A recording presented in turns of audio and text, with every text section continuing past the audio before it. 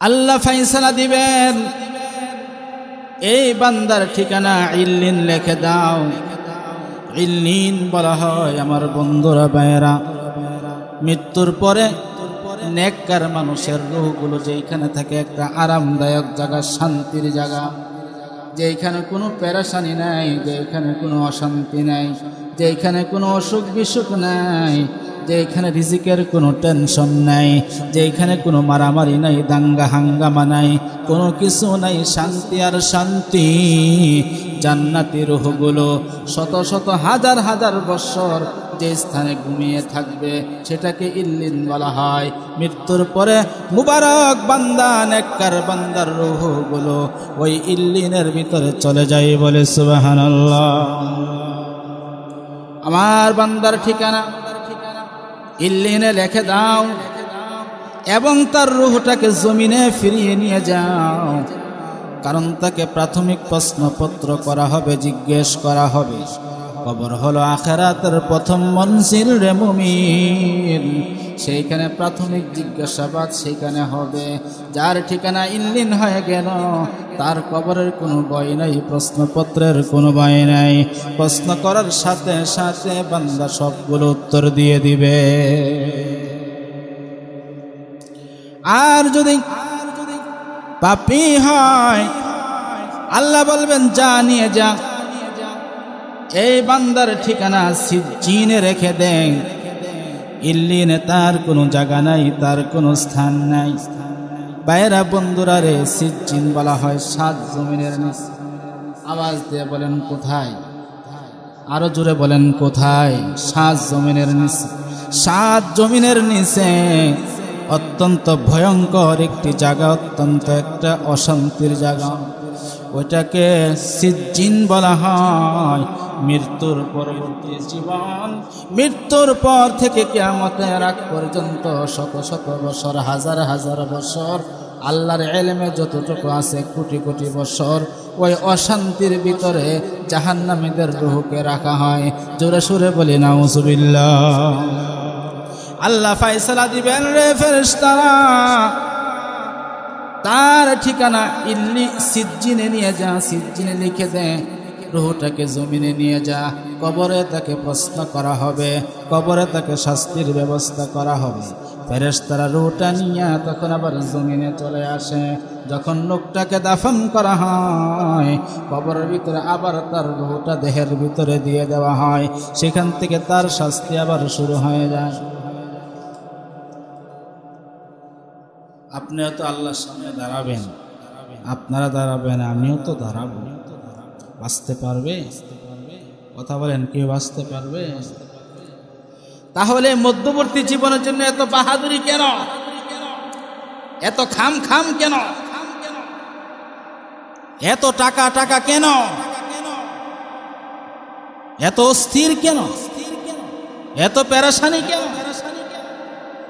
চিন্তা করেছেন কোনদিন যখন রূহটা নিয়ে আল্লাহর সামনে দাঁড়াবে তখন আল্লাহ কি জানি ফায়সালা, এটা চূড়ান্ত ফায়সালা।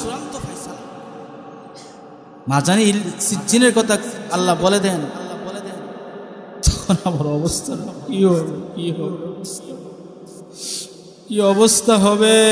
কি অবস্থা হবে? এই চিন্তা যদি মানুষের ভিতরে আসে, কোর্টের ভিতরে একটা মামলা যাবার সুযোগ নেই, ঠিক কিনা বলে? এই ফিকির আর চিন্তা যদি আমার আপনার ভিতরে থাকে, একটা অন্যায় অপরাধ আমার থেকে করার কোনো সুযোগ নেই। কিন্তু না থাকার কারণে আজকে দুনিয়ার ভিতরে পাপাচার, অন্যায় সব কিছু করে যাচ্ছে। আমার বাইরা ইল্লিনে কারা যাবে?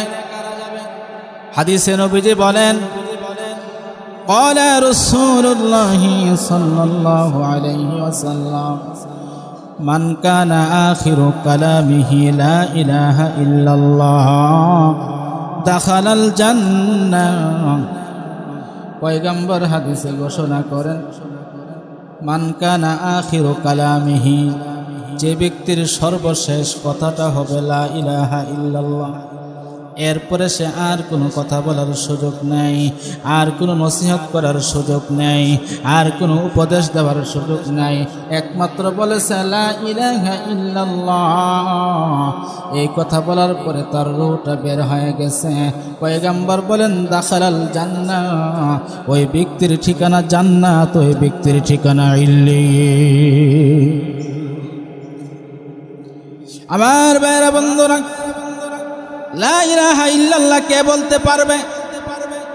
ওই সময় একটা কঠিন মুহূর্ত, মানুষ যখন বেশি আঘাত পায়, বেশি ব্যথা পায় গো, তার জ্ঞান হারিয়ে ফেলে, হুঁশ হারিয়ে ফেলে, হুঁশ থাকে না, দুনিয়াতে কি হয় বলতে পারে না, তার উপর দিয়ে কি যাচ্ছে সে তো বলতে পারে না।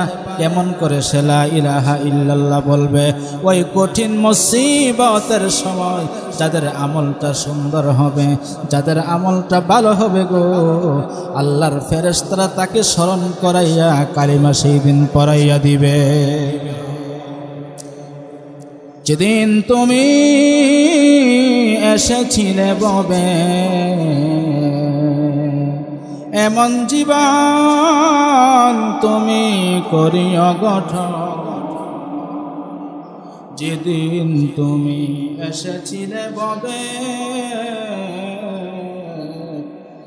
কেঁদেছিলে তুমি, হেসেছিল সবে, এমন জীবন তুমি করিও রে গঠন। মরণে মরণে হাসিবে তুমি, কাঁদিবে ভুবন। যেদিন তুমি এসেছিলে ববে, কেঁদেছিলে তুমি, হেসেছিল সবে, এমন জীবন তুমি করিও রে গঠন। মরণে হাসিবে তুমি, কাঁদিবে ভুবন। আমার ভাইয়েরা বন্ধুরা, কবি কত সুন্দর করে বলেছেন, যেদিন তুমি দুনিয়ার বুকে পা রেখেছিলে, তুমি কেঁদেছিলে, তুমি কেঁদেছিলে রে, সমস্ত লোকেরা তোমাকে দেখে হেসেছিল। এমন একটা মধ্যবর্তী সময়, এমন একটা জীবন তুমি গঠন করে যাও, তোমার মৃত্যুতে সমস্ত দেশবাসী কাঁদবে, তোমার পরিবার কাঁদবে, প্রতিবেশী কাঁদবে রে, দেশবাসী কাঁদবে, কিন্তু তুমি হাসতে হাসতে কবরের দিকে রওনা করবে। ইউবাসু কুল্লু আবদিন আলা মা মাতা আলাইহি। হাদিসে নবীজি সাল্লাল্লাহু আলাইহি ওয়াসাল্লাম বলেন, প্রত্যেকটা মানুষ যে অবস্থায় মারা যাবে সে অবস্থায় আল্লাহর সামনে দাঁড়াবে। যদি কোনো ব্যক্তি নামাজ অবস্থায় মারা যায়, আল্লাহর সামনে নামাজ পড়তে পড়তে দাঁড়িয়ে যাবে। জোরে সুরে বলি সুবহানাল্লাহ। তাদের ভাগ্য কত ভালো গো, তাদের জীবনটা কত সুন্দর, জীবনটা কত সফল। যে ব্যক্তি পাপ অবস্থায় মারা যাবে, জিনা অবস্থায় মারা যাবে, জিনা অবস্থায় আল্লাহর সামনে উঠে দাঁড়াবে। যে ব্যক্তি শরাব পান করা অবস্থায় মারা যাবে, ওই শরাব হাতে নিয়ে আল্লাহর সামনে দাঁড়াবে রে।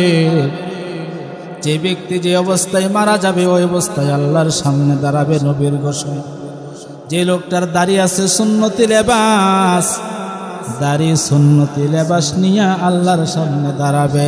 যে ব্যক্তির দাড়ি নাই, ওই ব্যক্তি দাড়ি ছাড়া আল্লাহর সামনে দাঁড়াবে।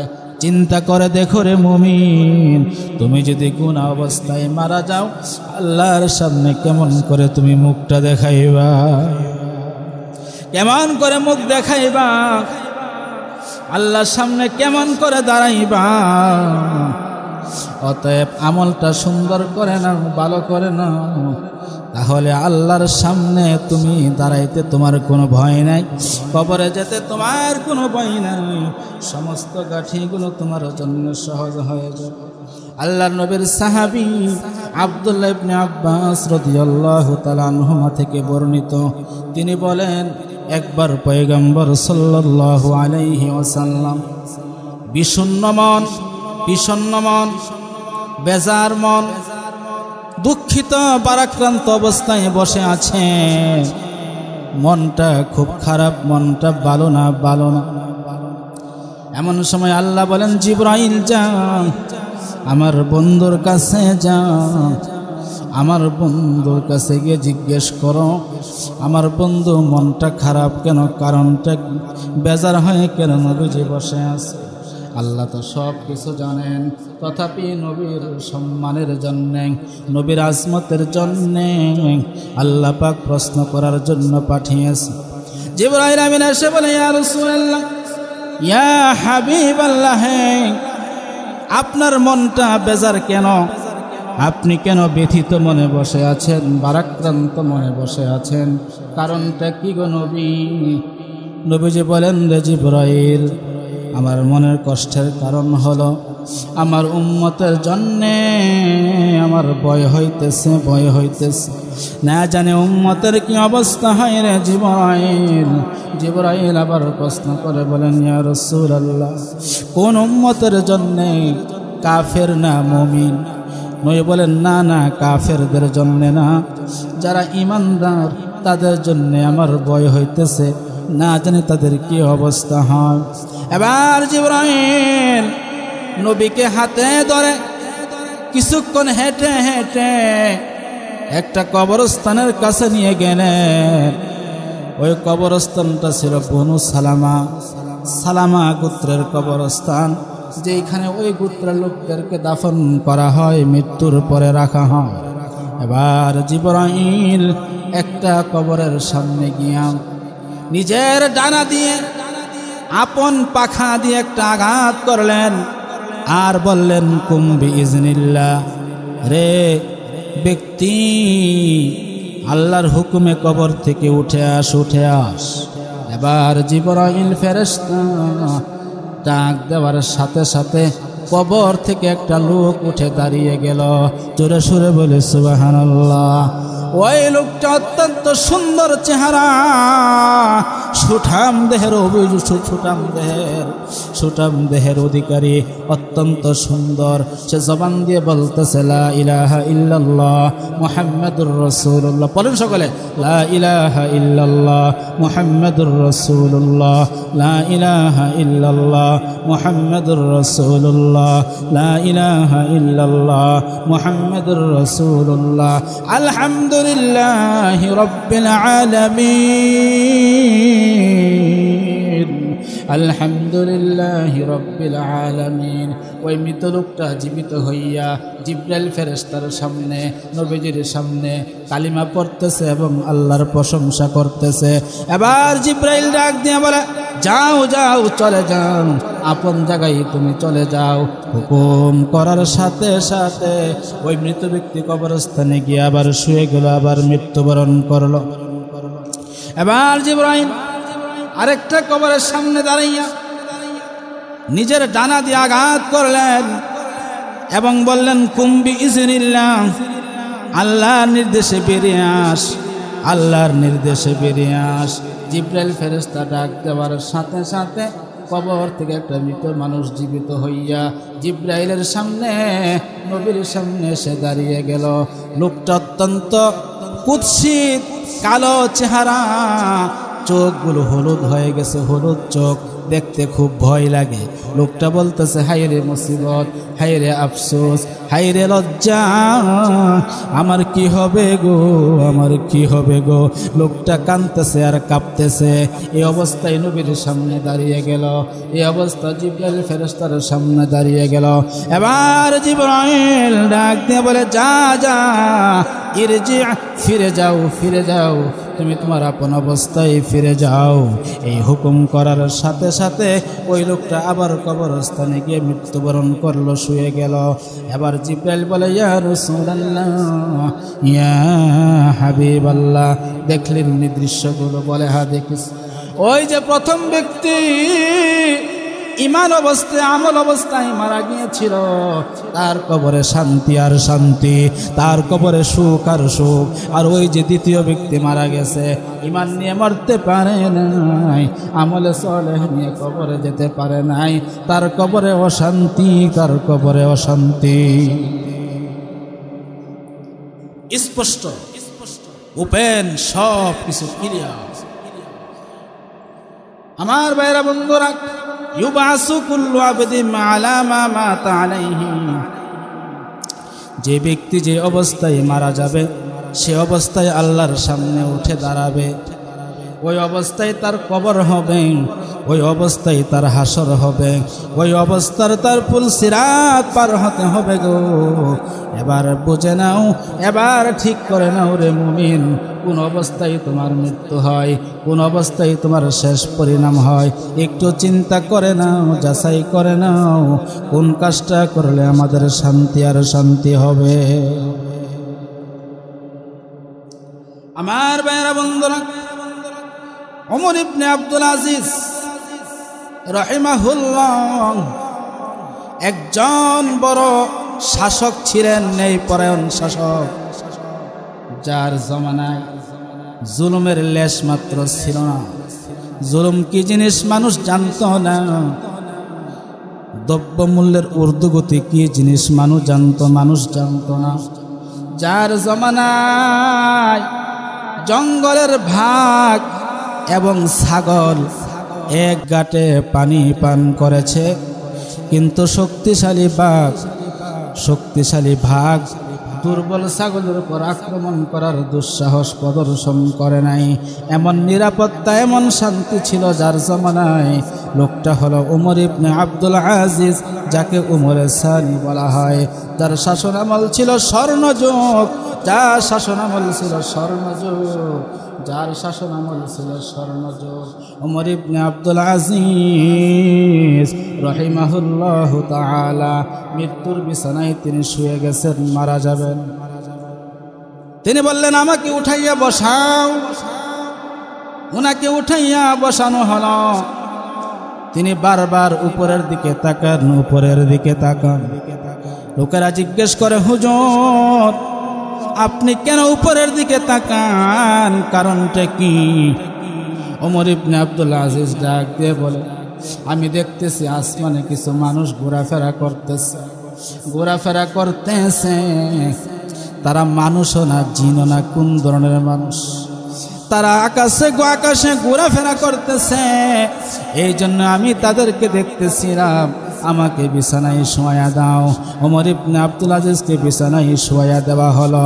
এমন সময় তিনি পাঠ করতেছেন, লা ইলাহা ইল্লাল্লাহু মুহাম্মাদুর রাসূলুল্লাহ, তিলকাদ দারুল আখিরাতু লিল্লাযীনা জাআলুহা লিল্লাযীনা লা ইউরিদুনা উলুওয়ান ফিল আরদি ওয়ালা ফাসাদা ওয়ালা আকিবাতু লিল মুত্তাকিন। এই আয়াতটা পাঠ করলেন, এই আয়াতটা পাঠ করতেছেন আর কালিমায়ে তয়্যিবা জিকির করতেছেন। এই জিকির করতে করতে ওমর ইবনে আব্দুল আজিজের রূহ তার দেহ থেকে বেরিয়ে উপরে আল্লাহর দিকে চলে গেল। ইন্না লিল্লাহি ইবাদান ফুতানা তাল্লাকুদ দুনিয়া ওয়া খাফুল ফিতানা নাজারু ফিহা ফালাম্মা আলিমু আন্নাহা লাইসাত লিহাইয়িন ওয়াতানা জাআলুহা লুজ্জাতান واتخذوا صالح الأعمال فيها سفنا صالح الأعمال فيها سفنا। ওমর ইবনে আব্দুল আজিজ কালিমা পড়তে পড়তে দুনিয়া থেকে বিদায় হয়েছেন, কোরআনের আয়াত পড়তে পড়তে দুনিয়া থেকে বিদায় হয়েছেন। অতএব বলা যায় ওমর ইবনে আব্দুল আজিজের কবরের কোনো শাস্তি হবে না, কবরে কোনো কষ্ট হবে না, তার মিজানে কোনো সমস্যা হবে না, হাসরের ময়দানে কোনো সমস্যা হবে না। লোকটা দুনিয়াতে বেঁচে ছিল 50, 60, 70 বছর, কবরে ঘুমাবে শান্তিতে হাজার হাজার বছর, পুলসিরাতের হাসরের ময়দানে থাকবে হাজার হাজার বছর। ওই হাজার হাজার বছরে বিন্দু মাত্র তার কোনো কষ্ট হবে না। জোরে সুরে বলে সুবহানাল্লাহ। ফলাফল হাজার হাজার বছর শান্তি, অনন্ত সীমকাল শান্তি। হে মিয়ারা, সামান্য সময় একটু কষ্ট করো না মিয়া, একটু হালাল ইনকাম করো, একটু কষ্ট চলো, কষ্ট হোক। আরে কষ্ট তো নবীদের হয়েছে, ঠিক কিনা বলে? নবীরা তো দুনিয়াতে পেটে পাথর বেঁধেছিলেন, তারাও তো কষ্ট করেছেন। 2 দিন 3 দিন, মাস কি মাস তাদের ঘরে চুলা জ্বলে নাই, কষ্ট করেছেন, তারা সুখের সন্ধান পেয়েছেন, এখন শান্তিতে কবরে ঘুমাইতেছে। মুসাফির হর কুজা বাশদ ওতন রায়াদ মিদারাত, जो बुलबुल दर कफस बाशद चमन रायद मिदारात। আল্লাহর নবীর একজন সাহাবী, ওনার নাম হলো সালমান ফারসি রাদিয়াল্লাহু তাআলা আনহু।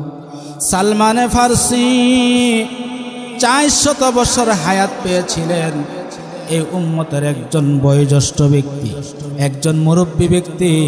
ওনার বেশি শত শত বছর হায়াত ছিল, 400 বছর হায়াত পেয়েছিলেন সালমান ফারসি রাদিয়াল্লাহু তাআলা আনহু।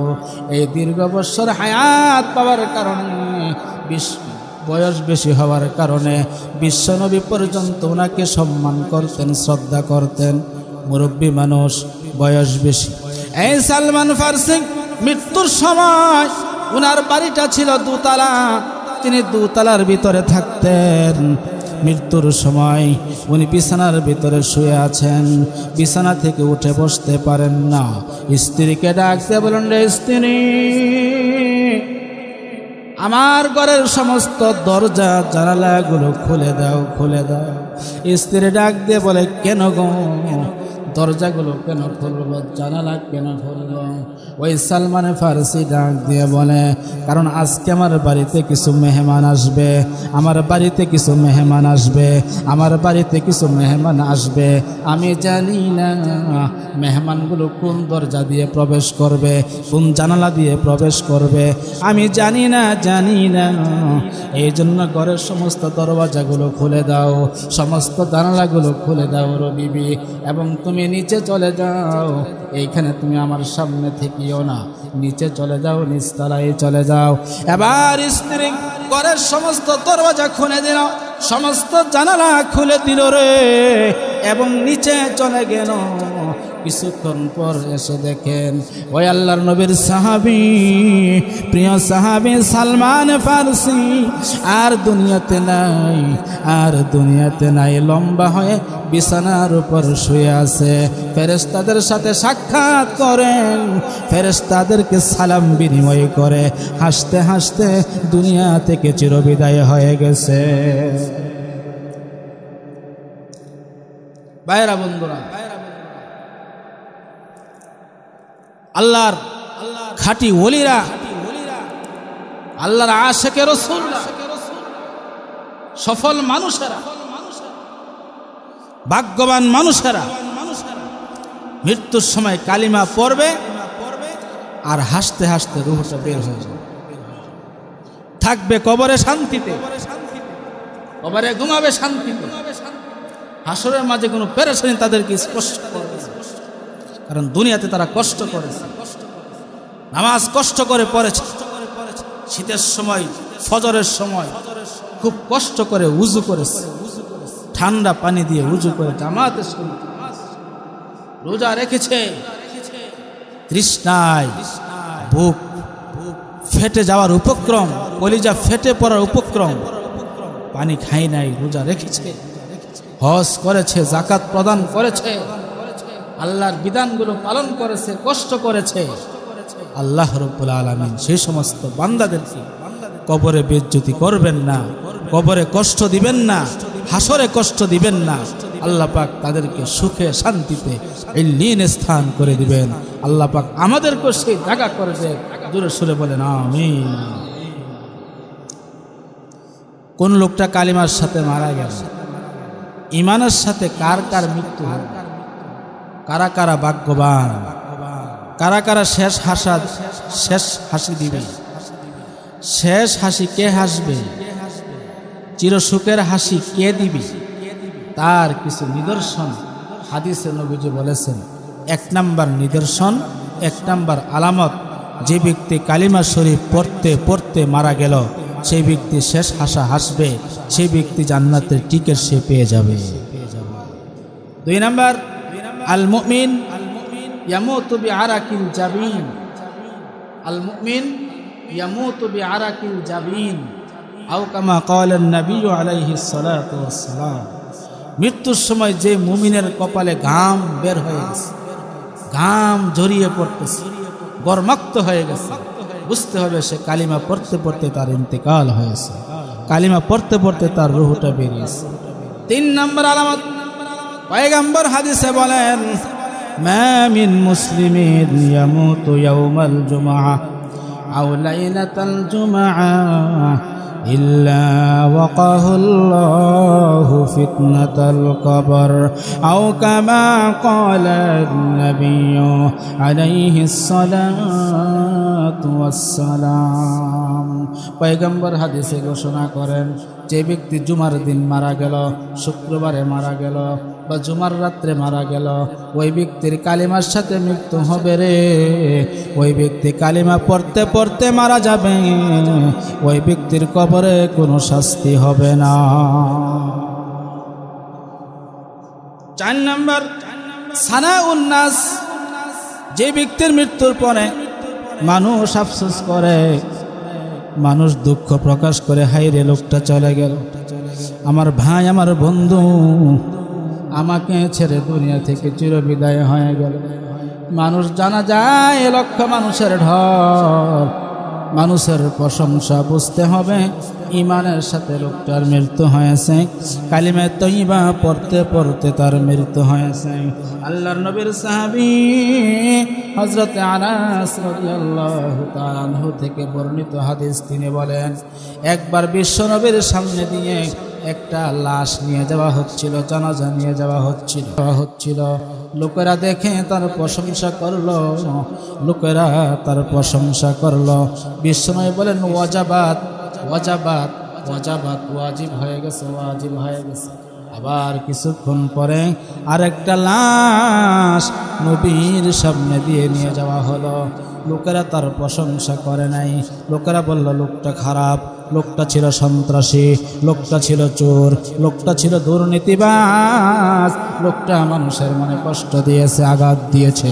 মানুষ তার প্রশংসা করে নাই। বিশ্বনবী হাদিসে বলেন, ওয়াজাবাত ওয়াজাবাত ওয়াজাবাত। এবার উমর রাদিয়াল্লাহু তাআলা আনহু দাঁড়িয়ে গেলেন, বলেন, ইয়া রাসূলুল্লাহ, ইয়া হাবিবাল্লাহ, আপনি 2 জন মৃত্যু লোকের অবস্থা দেখে ওয়াজাবাত বললেন, কারণটা? প্রথমবার বললেন ওয়াজাবাত, দ্বিতীয়বার বললেন ওয়াজাবাত, কারণটা কি গো? নবীজি বলেন, শোনো, যখন প্রথম লাশটা নিয়ে যাওয়া হচ্ছিল, মানুষ তার প্রশংসা করেছে, মানুষের প্রশংসার কারণে ওই ব্যক্তির জন্য জান্নাত ওয়াজিব হয়ে গেছে। আর দ্বিতীয় ব্যক্তির লাশ যখন নিয়ে যাওয়া হচ্ছিল রে, মানুষ তার মন্দ বিষয়গুলো বলেছে, প্রশংসা করে নাই। লোকটা মানুষের মনে দুনিয়াতে আঘাত দিয়েছিল, কষ্ট দিয়েছিল। মানুষের প্রশংসা না করার কারণে লোকটার জন্য জাহান্নাম ওয়াজিব হয়ে গেছে, জাহান্নাম ওয়াজিব হয়ে গেছে। আল্লাহ পাক এই সমস্ত মৃত্যু থেকে আমাদেরকে হেফাজত করুক, বলেন আমিন।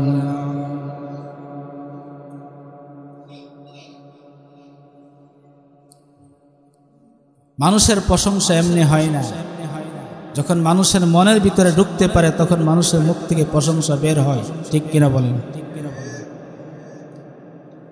অনেক জায়গায় দেখা যায় লাশ সামনে নিয়ে বলা হয় লোকটা কেমন ছিল, উচ্চ কণ্ঠে সকলে বলে ভালো ছিল। এই ভালোর কোনো দাম নাই। মানুষের অন্তঃস্থল থেকে যে মোহাব্বত, যে ভালোবাসা, যে প্রশংসা, ওইটা হলো প্রকৃত ভালোবাসা, প্রকৃত মোহাব্বত, প্রকৃত প্রশংসা। মানুষের অন্তর থেকে যে ঘৃণা, যে ধিক্কার, যে বৎসনা প্রকাশ পায়, ওটা হলো আসল বৎসনা, ওইটাই হলো আসল তার প্রতি ঘৃণা, এটাই হলো প্রকৃত ঘৃণা। ডাকাত রাস্তার ভিতরে ছুরি ধরে, পিস্তল ধরে, টাকা পয়সা স্বর্ণ মুদ্রা সব কিছু নিয়ে গেছে। যাওয়ার সময় হাতে দিয়ে রাখো, ভাই আমারে মাফ করে দিও, আমি অন্যায় করছি, মাফ করছে নি কো? লোকটাকে 1000 বার মাফ, 100 বার মাফ, এই ক্ষমা হবে? মাফ হয়েছে? সে তো বয়ে ক্ষমা মাফ করে দিস, এই মাফ হবে না, এই ক্ষমা হবে না। যে ব্যক্তি মানুষের মনে আঘাত দিয়েছে, মানুষের মনে কষ্ট দিয়েছে, ন্যূনতম আঘাত আর কষ্টের কারণে আল্লাহর কাছে জবাবদিহি করতে হবে। আমার এই বান্দাকে কে তোমাকে অধিকার দিল কষ্ট দেওয়ার? তাকে ব্যথা দেওয়ার অধিকার তোমাকে কে দিল?